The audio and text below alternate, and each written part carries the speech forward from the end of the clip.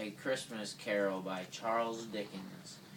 I am Bob Cratchit. I work in a counting house for Ebenezer Scrooge. Mr. Scrooge is a very wealthy man who is not liked by many people. He is very hard to get along with. Mr. Scrooge keeps his counting house very cold. Mr. Scrooge does not like Christmas. He is not a happy man. All Mr. Scrooge cares about is his money. Bah, humbug, said Scrooge about Christmas, because he does not like Christmas.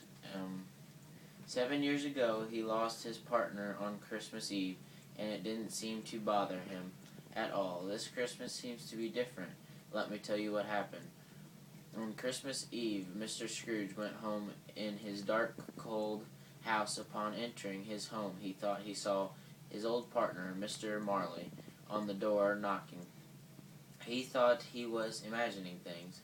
Later that night, he prepared for bed. He had a visit from Mr. Marley, his ghost. He was all in chains. The ghost told Mr. Scrooge he carries the chains from things he had done and didn't change. Mr. Scrooge was scared, but talked to the ghost. The ghost told him he would be visited by 3 different ghosts through the night. I wear the chains I forged in life, said Mr. Marley. He said this because of the bad things he's done. Just as Mr. Scrooge began to tell himself that Marley's ghost was nothing, he was approached by a flash of light, and another spirit appeared to him, small in size but muscular. He said he was the ghost of Christmas past.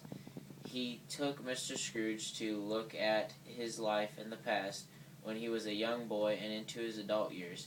He saw the many Christmases he spent in the boarding school by himself because his father did not want him to come home. He saw the girl he once had feelings for, but let his work get in the way.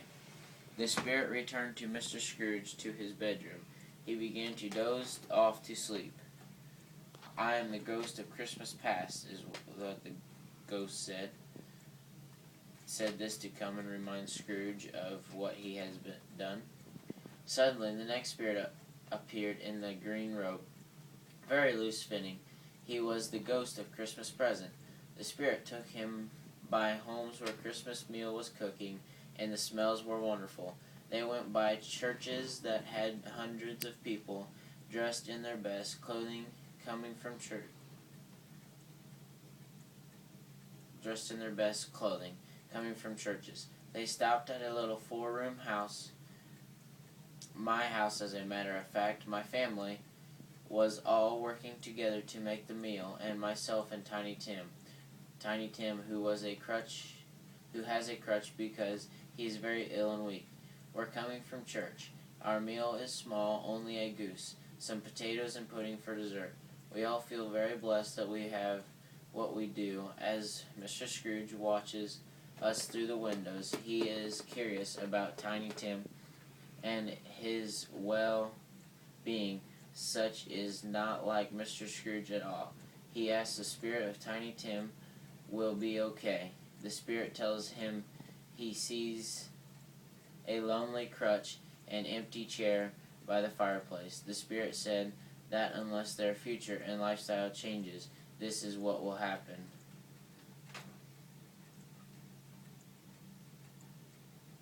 If these shadows remain unaltered by the future, the child will die, said the ghost. The spirit took Mr. Scrooge, and they went past places that had families less fortunate, but showed how they celebrated Christmas and were thankful for what they had been given. They came to his nephew's house, and Scrooge watched as his nephew and friends and family celebrated holidays. They talked about Mr. Scrooge was wealthy with money, but not in any well-being. He had no one to share the holidays with because he would not let them in as family. They felt sorry for the man who could have anything but happiness because he won't have any joy. Mr. Scrooge was beginning to take note of what was being told to him. The spirit passed many other places celebrating the season and then returned Mr. Scrooge to his bedroom. His wealth of his wealth is no use to him. Don't do any good with it.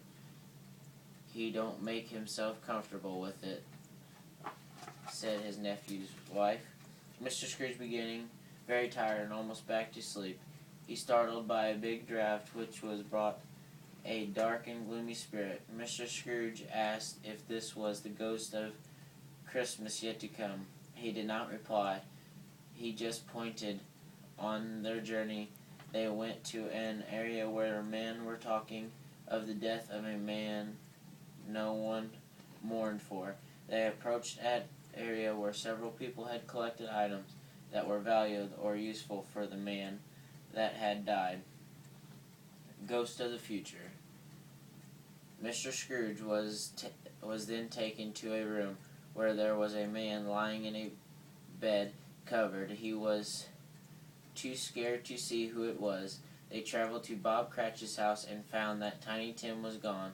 The spirit took Mr. Scrooge to a dark cemetery and showed him a tombstone. This stone had his name on it. Mr. Scrooge told the spirit, "Let me change these things you have shown me. I will change my life." The spirit went away. "Assure me that I yet may change these shadows you have shown me by an altered life," Mr. Scrooge said. If he will let him live, he will change his way of life. As Mr. Scrooge woke up, he was amazed he was in his own room. He opened his window and called to a boy and asked, "What day is it, boy?" The boy said, "Christmas Day." Mr. Scrooge danced around like he never had before. He had made it through the night, and he was going to change. "It's Christmas Day. I haven't missed it." He jumped around in his room, Mr. Scrooge did. He told the boy to get the butcher and bring the biggest turkey he had. Mr. Scrooge had the turkey sent to my house without us knowing who sent it. He gave me a raise in my salary and even let me have more coal for the fire at work to keep me warm. Mr. Scrooge also went to his nephew's dressing in his best. He spent Christmas Day playing games and having a wonderful meal. Mr. Scrooge did change. He helped people. He became a friend to people. He was a good man, a good boss, and good to his city. God bless everyone, Mr. Scrooge said.